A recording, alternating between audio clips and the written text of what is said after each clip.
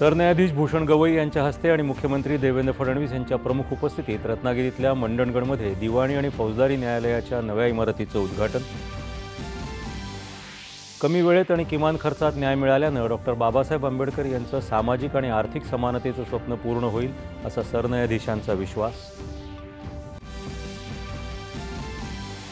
2014 पासून राज्यात न्यायालयीन पायाभूत सुविधा उभारण्याचं आणि न्यायदान व्यवस्थेला वेग देण्याचं काम सातत्यानं सुरू असून न्यायालयांच्या सूचनांवर अवलंब केला जाईल, मुख्यमंत्री देवेंद्र फडणवीस।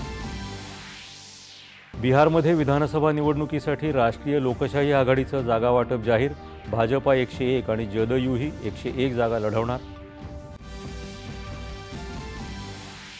बिहार निवडणुकीसंदर्भात भाजपा केंद्रीय निवडणूक समितीची नवी दिल्लीत बैठक, इंडिया आघाडीतल्या घटक पक्षांमध्येही जागा वाटपाबाबत चर्चा।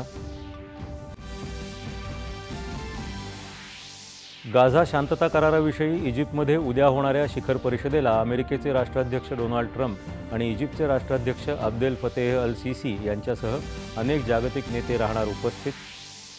दिल्ली इथं सुरू असलेल्या दुसऱ्या क्रिकेट कसोटीत भारताच्या गोलंदाजांपुढे वेस्ट इंडिजची शरणागती, 9 गडी गमावत वेस्ट इंडिजवर फॉलोऑनची नामुष्की।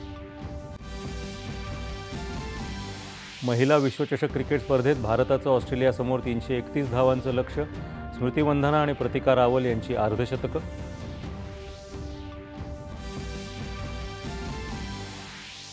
आणि एकदिवसीय क्रिकेटमध्ये स्मृती मंधानाच्या 5000 धावा पूर्ण ही कामगिरी करणारी जगातली 5वी तर देशातली 2री महिला।